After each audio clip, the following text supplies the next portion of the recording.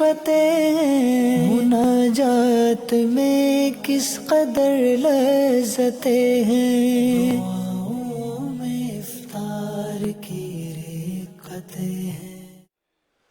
الحمدللہ رب العالمین والصلاة والسلام علی سید المرسلین، اما بعد فاعوذ باللہ من الشیطان الرجیم، بسم اللہ الرحمن الرحیم۔ الصلاة والسلام علیک یا رسول اللہ وعلی آلک واصحابک یا حبیب اللہ۔ الصلاة والسلام علیک یا نبی اللہ وعلی آلک واصحابک یا نور اللہ۔ مدنی چینل کے ناظرین اور عالمی مدنی مرکز فیضان مدینہ کے حاضرین، الحمدللہ ہر پیر شریف کو دعائے افطار کا یہ سلسلہ ہوا کرتا ہے۔ بہت سارے عاشقان رسول الحمدللہ پیر شریف کا روزہ رکھنے کی سعادت پاتے ہیں کہ حدیث پاک میں نبی کریم صلی اللہ علیہ وآلہ وسلم سے پیر شریف کے روزے کے بارے میں پوچھا گیا تو پیارے آقا صلی اللہ علیہ وآلہ وسلم پیر کو روزہ رکھے کرتے تھے، منڈے کا روزہ رکھتے تھے۔ تو ارشاد فرمایا فیہ ولدت، اس دن میں پیدا ہوا۔ پیر شریف کا روزہ رکھنے کی سعادت پانے والے عاشقان رسول اور دیگر مدنی چینل کے ناظرین بھی دعائے افطار میں شامل ہوتے ہیں، کیونکہ افطار کا وقت قبولیت کا وقت ہوتا ہے۔ تو اس وقت کے دعا میں مناجات میں شامل ہونا سعادت بھی ہے، برکتیں بھی ملتی ہیں، اللہ پاک کا ذکر بھی ہوتا ہے اور درس و بیان کا سلسلہ بھی ہوتا ہے، پھر ہم مل کر دعا بھی کرتے ہیں۔ اور حدیث پاک کا مفہوم ہے دعا عبادت بھی ہے، دعا عبادت کا مغز بھی ہے۔ الدعاء اشرف العبادہ، الدعاء افضل العبادہ، دعا بڑی اشرف اور افضل عبادتوں میں سے ہے، اور دعا مانگنے والا اللہ پاک کا قرب پا لیتا ہے۔ اللہ پاک فرماتا ہے انا معہ اذا دعانی، بندے جب تو دعا مانگتا ہے میں تیرے ساتھ ہوتا ہوں۔ تو انشاءاللہ الکریم دعائے افطار میں اللہ پاک جل شانہ کی رحمتیں برکتیں پانے کے لیے ہم سب شامل رہیں گے۔ مدنی چینل کے ناظرین بھی ہمارے ساتھ شامل رہیے۔ آئیے حمد کی طرف بڑھتے ہیں، اللہ پاک کی حمد کی سعادت حاصل کرتے ہیں۔ اللہ اللہ اللہ اللہ اللہ اللہ اللہ، کہتی ہے یہ پھولوں کی ردا اللہ اللہ اللہ اللہ اللہ اللہ، کہتی ہے یہ پھولوں کی ردا اللہ اللہ، کہتی ہے یہ پھولوں کی ردا اللہ اللہ، اشجار کے پتوں نے کہا اللہ اللہ اللہ اللہ اللہ اللہ اللہ اللہ، بادل نے آسمان پہ لکھا اللہ اللہ، بادل نے آسمان پہ لکھا اللہ اللہ، بادل نے آسمان پہ لکھا اللہ اللہ، بادل نے آسمان پہ لکھا اللہ اللہ، پربت کی قطاروں کی صدا اللہ اللہ اللہ اللہ اللہ اللہ اللہ، ہو سورہ یاسین ہو کہ سورہ رحمان، ہو سورہ یاسین ہو کہ سورہ رحمان، ہو سورہ یاسین ہو کہ سورہ رحمان، ہو سورہ یاسین ہو کہ سارا ہی قرآن کے لفظوں کی صدا اللہ اللہ اللہ اللہ اللہ اللہ اللہ اللہ اللہ کرتا ہے ثنا تیری برستا ہوا پانی، کرتا ہے ثنا تیری برستا ہوا پانی، کرتا ہے ثنا تیری برستا ہوا پانی، کرتا ہے ثنا تیری برستا ہوا پانی، دریا بھی ہے مصروف ثنا اللہ اللہ اللہ اللہ اللہ اللہ اللہ اللہ اللہ اللہ جل جلالہ۔ الحمدللہ رب العالمین والصلاة والسلام علی سید المرسلین، اما بعد فاعوذ باللہ من الشیطان الرجیم، بسم اللہ الرحمن الرحیم۔ الصلاة والسلام علیکہ یا رسول اللہ وعلی آلک واصحابک یا حبیب اللہ، الصلاة والسلام علیکہ یا نبی اللہ وعلی آلک واصحابک یا نور اللہ۔ حدیث پاک کا مفہوم ہے جو شخص یہ چاہتا ہے کہ اللہ پاک کی بارگاہ میں پیش ہوتے وقت وہ یعنی اللہ پاک اس پر راضی ہو تو اسے چاہیے کہ مجھ پر درود پاک کی کثرت کیا کرے۔ صلو علی الحبیب صلی اللہ علی محمد صلی اللہ علیہ وآلہ وسلم۔ پیارے پیارے اسلامی بھائیوں اور مدنی چینل کے ناظرین، اللہ پاک سورہ آل عمران کی آیت نمبر 97 میں ارشاد فرماتا ہے وَلِلَّهِ عَلَى النَّاسِ حِجُّ الْبَيْتِ، اور اللہ کے لیے لوگوں پر اس کے گھر کا حج کرنا فرض ہے، اور اس کے ساتھ یہ فرمایا مَنِ اسْتَطَاعَ إِلَيْهِ سَبِيلًا، جو اس تک پہنچنے کی طاقت رکھتا ہے۔ اس آیت میں اللہ پاک نے حج کی فرضیت کو بھی بیان کیا ہے۔ اس کی تفسیر میں حدیث پاک بیان کی گئی ہے کہ اللہ کے پیارے اور آخری نبی صلی اللہ علیہ وآلہ وسلم نے اس کی تفسیر زاد راہ اور سواری سے فرمائی ہے۔ حج ایک اسلام کا رکن بھی ہے، اہم ترین فرض بھی ہے۔ صاحب استطاعت پر زندگی میں ایک بار حج فرض ہوتا ہے۔ اس آیت کی تفسیر میں تفسیر سدات الجنان میں ہے کہ کھانے پینے کا انتظام اس قدر ہونا چاہیے کہ جا کر واپس آنے تک اس کے لیے کافی ہو، اور یہ واپسی کے وقت تک اہل و عیال کے خرچے کے علاوہ ہونا چاہیے۔ راستے کا امن بھی ضروری ہے۔ حج کے مسائل، اس کے فرضیت کے احکام، کس پر حج فرض ہے، یہ بھی ہمیں سیکھنا چاہیے۔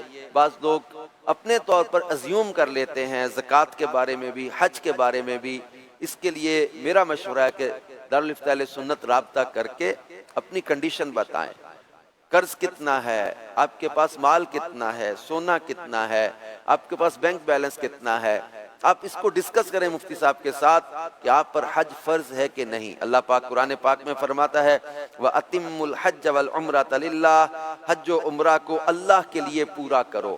ایک حدیث پاک صحیح مسلم میں ہے، پیارے آقا صلی اللہ علیہ وآلہ وسلم نے خطبہ پڑھا اور فرمایا لوگوں تم پر حج فرض کیا گیا لہٰذا حج کرو۔ ایک شخص نے عرض کی کیا ہر سال یا رسول اللہ صلی اللہ علیہ وآلہ وسلم؟ تو رسول پاک صلی اللہ علیہ وآلہ وسلم نے سکوت فرمایا، یعنی خاموشی اختیار فرمائی۔ انہوں نے 3 بار یہ کلمہ کہا، ارشاد فرمایا اگر میں ہاں کہہ دیتا تو تم پر واجب ہو جاتا اور تم کر نہ سکتے، اور تم سے ہو نہ سکتا۔ تو پھر ارشاد فرمایا جب تک میں کسی بات کو بیان نہ کروں تو مجھ سے سوال نہ کرو۔ اگلے لوگ کثرت سوال اور پھر انبیاء کی مخالفت سے ہلاک ہوئے، لہذا جب میں کسی بات کا حکم دوں تو جہاں تک ہو سکے اسے کرو، اور جب میں کسی بات سے منع کروں تو اسے چھوڑ دو۔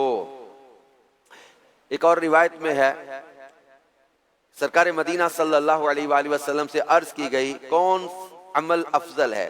فرمایا اللہ اور رسول پر ایمان لانا۔ عرض کی گئی پھر کیا؟ فرمایا اللہ کی راہ میں جہاد۔ عرض کی گئی پھر کیا؟ فرمایا حج مبرور۔ افضل اعمال میں اس کو بیان کیا۔ اور بخاری و مسلم اور دیگر حدیث کی کتابوں میں ایک اور روایت ہے، فرمایا جس نے حج کیا اور فحش کلام نہ کیا اور فسق نہ کیا تو گناہوں سے پاک ہو کر ایسا لوٹا جیسے اس دن کے ماں کے پیٹ سے پیدا ہوا۔ ایک اور روایت میں ہے عمرہ سے عمرہ تک ان گناہوں کا کفارہ ہے جو درمیان میں ہوئے، اور حج مبرور کا ثواب جنت ہی ہے۔ ایک اور روایت میں فرمایا حج ان گناہوں کو دفع کر دیتا ہے، یعنی دور کر دیتا ہے جو اس سے پہلے ہوئے۔ اور ایک روایت میں فرمایا کہ حج کمزوروں کے لیے جہاد کی طرح ہے۔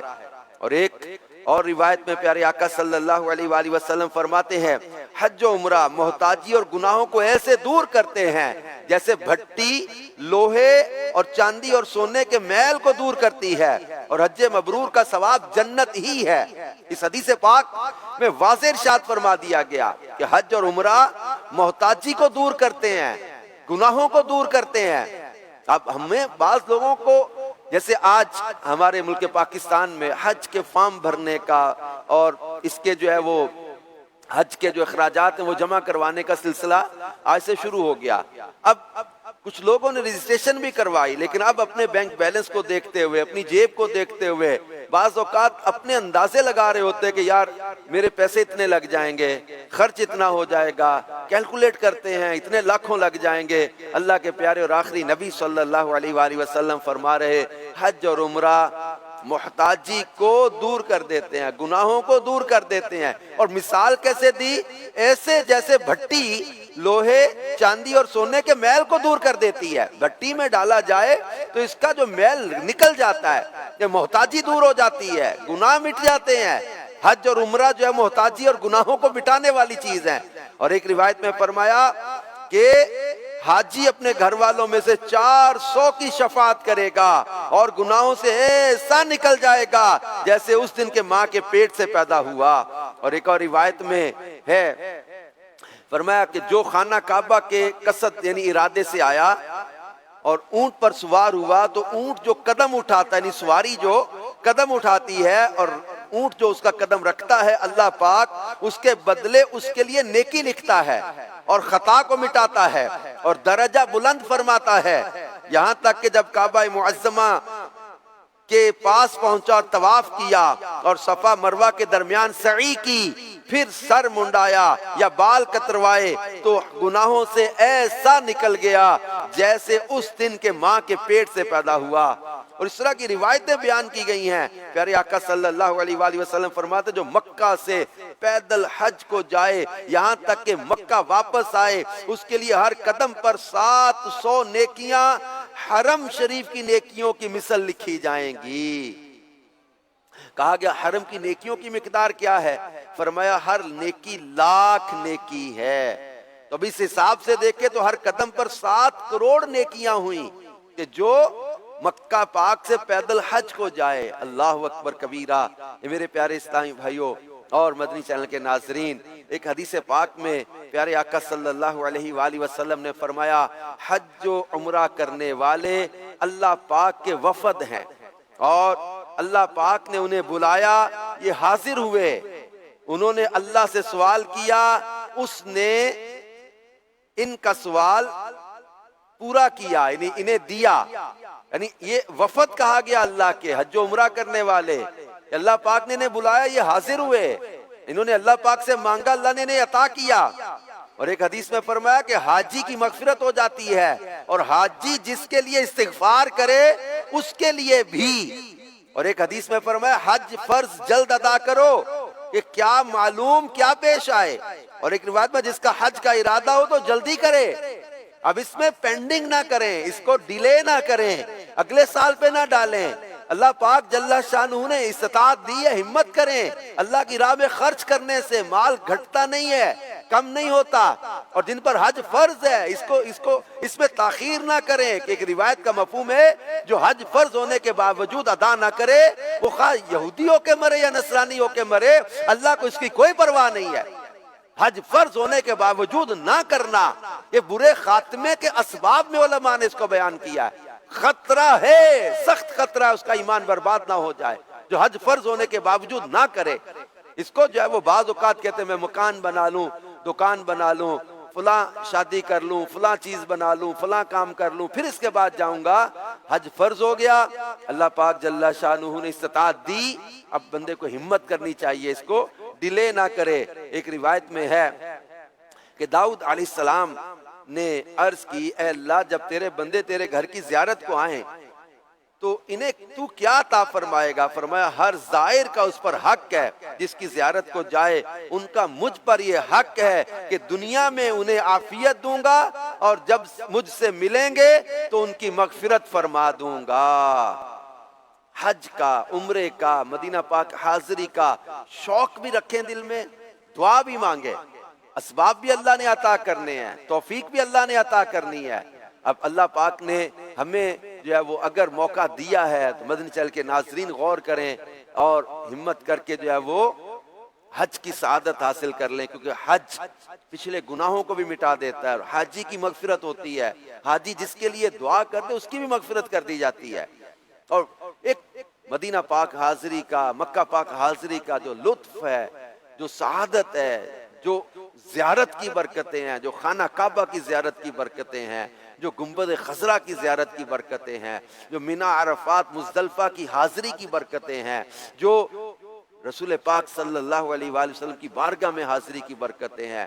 ایک مسلمان کا دل تو مچلتا ہے حاضری کے لیے، اور جس کو اللہ نے مالی آسانی بھی دی ہو، اس کے باوجود وہ ٹال مٹول سے کام لے، وہ سستی کا مظاہرہ کرے، وہ دنیاوی کاموں کاروبار یا دیگر چیزوں کو ترجیح دیتا رہے، وہ دنیاوی کام کاج یا دنیاوی چیزوں کو ترجیح دیتا رہے، تو اس سے بچنا چاہیے اور اللہ کی رضا کے لیے اتم الحج والعمرۃ للہ، اس پر عمل کرتے ہوئے اللہ کے لیے حج و عمرہ کو مکمل کرو۔ اس کے فضائل حدیثوں میں بیان کیے گئے اور اس کا اجر بیان کیا گیا۔ اور پھر رسول پاک صلی اللہ علیہ وآلہ وسلم کی بارگاہ کی حاضری، تو یہ تو ایک بہت بڑی سعادت ہے کہ حدیث پاک کا مفہوم ہے، فرمایا کہ من زار قبری وجبت لہ شفاعتی، جس نے میری قبر منور کی زیارت کی اس پر میری شفاعت واجب ہو جاتی ہے۔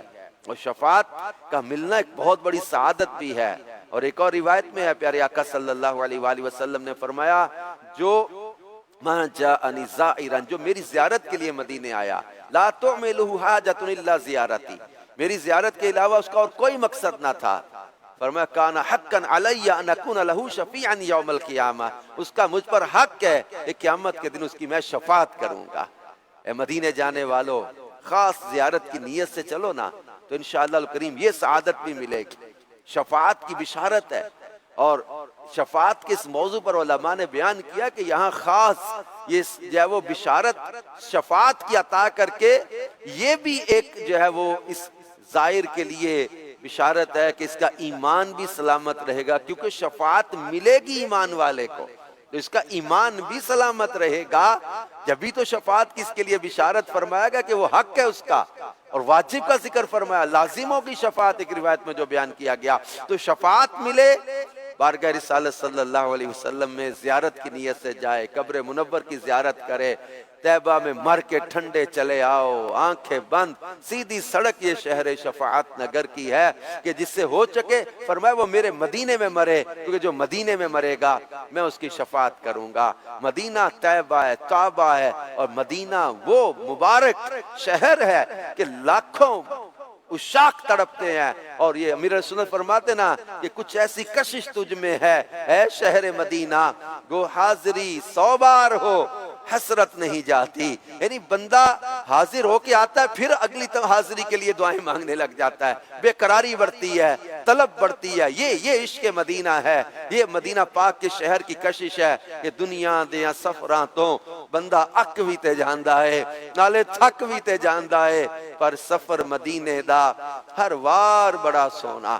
تو مدینہ پاک کی حاضری کی دعائیں مانگے، حج کے شرف کی دعائیں مانگے، عمرے کی سعادت کی دعائیں مانگے، اللہ پاک سے دعا مانگا کریں اور اس کے لیے کوشش کریں۔ اب جیسے آج کل ہمارے وطن عزیز پاکستان میں حج کے درخواستیں فارم بھرے جا رہے ہیں، تو ہمت کریں، جن کو اللہ پاک نے مال میں آسانی دی ہے اس کے لیے خرچ کریں، اور یہ ذہن بنا کے کریں کہ اس میں خرچ محتاجی دور کرتا ہے، کیلکولیشن میں نہ بڑھیں، ضربوں تقسیموں میں نہ پڑیں، اس راہ میں کیا گیا خرچ جو ہے وہ ضائع نہیں جاتا، اجر، برکتیں، سعادتیں، حج کرو غنی ہو جاؤ گے، حج غنی کر دیتا ہے، حج محتاجیاں دور کرتا ہے، اس راہ میں خرچ کرنے سے مال کم نہیں ہوگا بلکہ اور بڑھے گا، برکتیں ملیں گی، سعادتیں ملیں گی، اور پھر زندگی کا کیا پتا کہ اگلے سال کا حج 2027 کا ہم دیکھیں گے کہ نہیں دیکھیں گے۔ تو اس سال جو حج کا جو موسم آئے تو اس میں جو ہے وہ حج کی سعادت حاصل کریں کہ حج کرنے والا محتاج نہیں رہتا، تنگ نہیں رہتا، اور اللہ پاک جل شانہ کی بارگاہ میں بندہ جب حاضر ہوتا ہے، کعبے کی زیارت کرتا ہے، یعنی ایک لمحہ انہوں شاک سے پوچھیں جب کعبے پر پہلی نظر پڑتی ہے تو لاکھوں لگے جو ہے نا وہ بندے کو لگتا ہے کہ یار میں پہلے بھولا ہی رہا، پہلے میں جو ہے وہ غفلت میں ہی پڑا رہ گیا، اس نظارے پر لاکھوں قربان، اس منظر پر لاکھوں قربان۔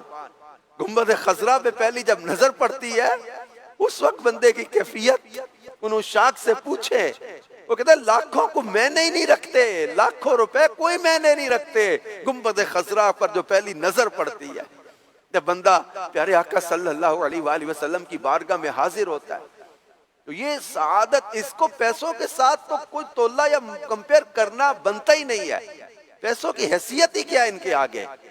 ہر کیا اللہ پاک جل شانہ ہمیں حج کا شرف عطا کرے، اور اس میں ایک میں مشورہ بھی دوں گا مدنی چینل کے ناظرین کو بھی، آپ کے جاننے ملنے والوں میں بھی کوئی حج پہ جا رہے ہوں تو ان کو یہ جو ہے وہ آپ مشورہ دیں۔ دعوت اسلامی کا ایک ڈپارٹمنٹ بنا ہے مجلس حج و عمرہ، اس سال میں نے حج پہ ایسے وفد، ایسے جو ہے وہ قافلے دیکھے ہیں کہ جو حج و عمرہ مجلس کے تحت گئے ہیں، ان کا الحمدللہ انداز، طریقہ کار، ان کا جو ہے وہ حج کرنے کا معلومات، شریعت مسائل سیکھنا، تو اس کی بہت زیادہ اس کی افادیت ہم نے دیکھی ہے۔ لہٰذا میرے پیارے اسلام بھائیو، آپ بھی مجلس حج و عمرہ کے ساتھ رابطہ کریں، اس جو ہے وہ نمبرز بھی دیے ہوئے ہیں، مجلس حج و عمرہ کا باقاعدہ پیج بھی ہے، اس سے آپ رابطہ کر کے اس کے ذریعے انشاءاللہ الکریم حج کریں گے، حج کا جو وہ قافلہ بنے گا تو آپ کو اس کی زیادہ برکتیں حاصل ہوں گی۔ اللہ پاک ہم سب کو حج کا شرف عطا فرمائے، اس کی برکتیں عطا فرمائے، آمین بجاہ خاتم النبیین صلی اللہ علیہ وآلہ وسلم۔ گناہوں کی نوست بڑھ رہی ہے دم بدم مولا، میں توبہ پر نہیں رہ پا رہا ثابت قدم مولا، پیشاہ مدینہ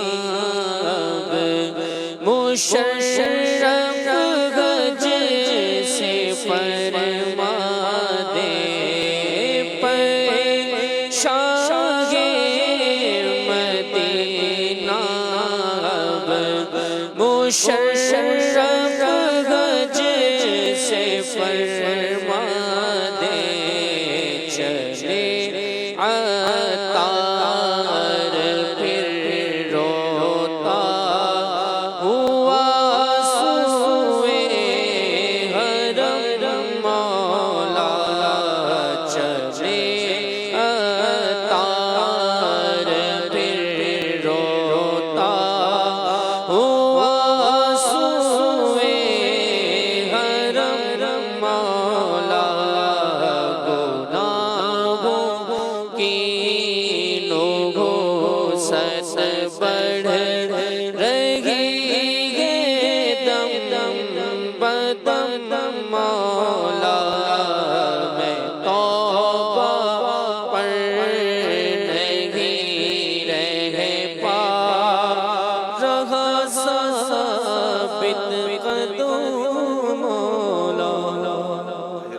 العالمین والصلاۃ والسلام علی رسولہ الکریم۔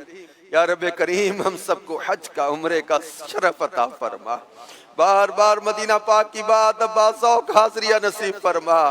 اے اللہ افطار کی قبولیت کی گھڑی میں ہم تجھ سے تیرا فضل و کرم مانگتے ہیں، تیری رحمت کا سوال کرتے ہیں۔ اللہ ہمارے والدین کی بے حساب بخشش فرما دے، ہمارے سب چھوٹے بڑے گناہ مٹا دے۔ اے اللہ ہم سے صدا کے لیے راضی ہو جا، اے اللہ ہم سے صدا کے لیے راضی ہو جا۔ اے اللہ بیماروں کو شفا دے دے، بے اولادوں کو صاحب اولاد کر دے، قرض داروں کے قرضے دور کر دے، گھریلو ناچاکیاں جھگڑے دور کر دے، تنگ دستی محتاجیاں دور کر دے۔ اے پاک پروردگار ہمیں حج کے اسباب عطا کر دے۔ یا اللہ پاک ہماری اس دعا اور تمام نیک دعاؤں کو قبول فرما، آمین بجاہ خاتم النبیین صلی اللہ علیہ وآلہ وسلم، صلی اللہ علیہ محمد صلی اللہ علیہ وسلم۔